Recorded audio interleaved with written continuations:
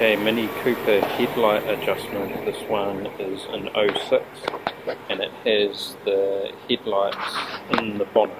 Okay, so you can't adjust them with the bonnet closed. So we just set up here. So this one here is a bit low. It's a bit hard to see through there with the camera. But this one side is a bit low, the other one is very slightly high. So we're just going to move back slightly. We're actually going to use our ceiling to adjust them. Okay, so we've got two adjusters here, one here just with a flathead screwdriver slot, and one round here. Okay, this one here is our up and down, and from the perspective of the screw, if I'm turning it clockwise, that is moving the light down. So I want to go the other way, go up, and I can see my pattern moving up there. I'm just going to guesstimate to about there.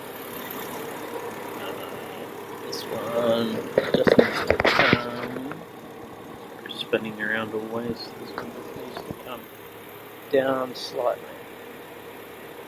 out there. We can just close our bonnet and recheck them.